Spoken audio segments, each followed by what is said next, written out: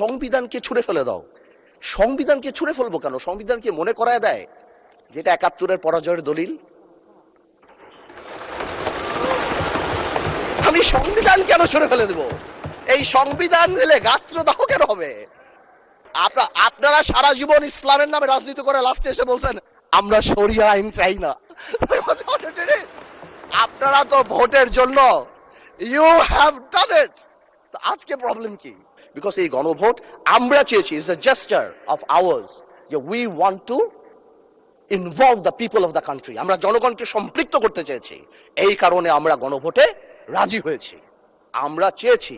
এখন গণভোটে আপনাকে একটা কথা বলি, আসলে বলা উচিত না, ইন্টারিম গভর্নমেন্ট তো আমাদেরই ছিল, কিন্তু কিছু টেকনিক্যাল লেকুনা, কিছু পলিটিক্যাল ব্লাফ তো আমরা পেয়েছি। যেমন আপনারা গণভোটে ব্যালটে 4টা কথা বলেছেন।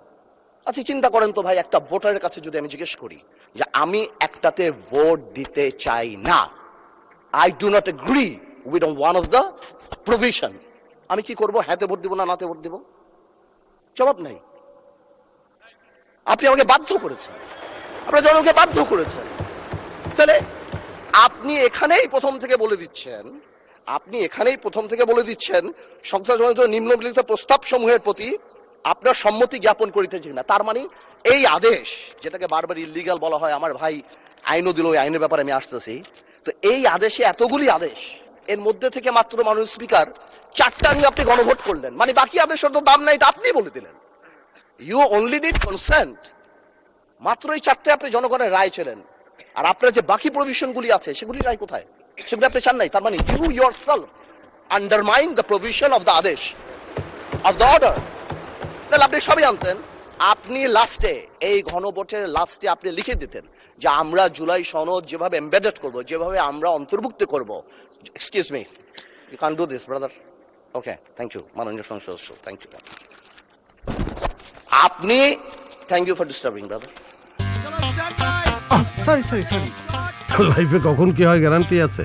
তাই ইন্স্যুরেন্স করুন সিটি ব্যাংকে, কারণ ইন্স্যুরেন্স করলে সিটিতে সুরক্ষা পাবেন নিশ্চিতে। You successfully destroyed my flow. Anyways, আপনি এই 4টা যে লিখে দিলেন, মাননীয় সদস্য আপনি স্পিকারকে অ্যাড্রেস করে বলেন, আই এম সো সরি, ওদেরকে অ্যাড্রেস করবেন না। আসলে একটু আবেগ বিবেক দুটার মিশ্রণ হয়ে যায়, তো এটা ঝামেলা হয়ে যায় আর কি। স্বাভাবিক। এই আবেগ যদি আমাদের মাননীয় স্বরাষ্ট্রমন্ত্রী শুধু আর একমাত্র বলেছে যে আবেগের জায়গা না, এতেই একদম ধ্বংস করে দিয়েছে বাংলাদেশের সোশ্যাল মিডিয়া যা আছে। তো আমি তো একটু আবেগ দেখাতেই পারবো মাননীয় স্পিকার। তো এনিওয়েজ, আমি coming back to the point. 4টা প্রভিশন যে দেয়া আছে গণভোটে মাননীয় speaker, if you carefully go through peruse it, এখানে আরেকটা দিয়ে দিলেই পারতো যে এই সকল পরিবর্তন, জুলাই সনদের সকল পরিবর্তন আনা হবে এই সংবিধান সংস্কার কি বলে পরিষদ গঠনের মাধ্যমে। তাহলে তো পারপোস হতো। তো সেটা আপনি করেন নাই। যখনই আপনি এইটা ভোটে ফেলেন নাই, তার মানে there is option then I can overlook it and uphold the constitution of the country. এই রেভলিউশনকে আমরা শ্রদ্ধা করি। 17 বছর আমরা কষ্ট করেছি। এখানে আমার ভাইয়েরা অনেক বেশি কষ্ট করেছে। আমরা জেলে গিয়েছি, আন্দোলনে ছিলাম, 20 দলে ছিলাম, 4 দলে ছিলাম, অনেক আগে থেকে। আমরা চাই না, কিন্তু এই যে একটা প্রক্রিয়া, সংবিধানকে ছুঁড়ে ফেলে দাও, সংবিধানকে ছুঁড়ে ফেলে দাও। সংবিধানকে ছুঁড়ে ফেলবো কেন? সংবিধানকে মনে করায় দেয় যেটা ৭১-এর পরাজয়ের দলিল। আমি সংবিধান কেন ছুঁড়ে ফেলে দেব? এই সংবিধান দিলে গাত্রদাহ কেন হবে? এত গায়ে লাগবে কেন? If I don't like it, there are relevant provisions within the constitution যে আমি পরিবর্তন করতে পারি। আমার দরকার কি যে আমি এটাকে ছুঁড়ে ফেলে দেব? মাননীয় স্পিকার আজান দিচ্ছে, should I come back? মাননীয় সদস্য আপনি শেষ করেন, তারপর বিরতি দেব। আমি শেষ করি। তো আমি সেটাই বলছি, আমি আরো অনেক টেকনিক্যালিটিতে যেতে পারতাম, আইনে যেতে পারতাম। আই এম শিওর আমাদের সম্মানিত সদস্য আইনমন্ত্রী সাহেব আছেন, উনি কথা বলবেন। আমি শুধু একটা জেনারেল কথা বলি, ইউনিটি ইজ দ্য কি। এবং আগেও যেটা বলছি, এখনো সেটা বলি, দ্যাট সংবিধানের উপরেও আমাদের রেসপেক্ট থাকতে হবে। At the same time, we must find out a way so that we can uplift the spirit of July. এবং এই কাজ আমাদের, to see between the lines, to draw between the lines, to balance between the lines. আমরা politician, এটা আমরা করব, কিন্তু কোনোভাবেও আমাদেরকে লগর সেটে ফেলে জুলাইয়ের বিরুদ্ধে অবস্থান যদি নিতে যান, তাহলে আপনারা কোনোদিন সাকসেসফুল হবেন না। আপনারা যদি এই জুলাইয়ের উপর মাথায় কাঁঠাল রেঙে, আর এনসিপি যে আমাদের দল, আমাদের হিরোরা যারা যুদ্ধ করেছেন, যারা এখানে আছেন, তাদেরকে বলে দিই, আপনারা জেনজিকে রিপ্রেজেন্ট করেন, জামাত জেনারেশন হয়ে যান না। Look at the eyes of the people. আপনারা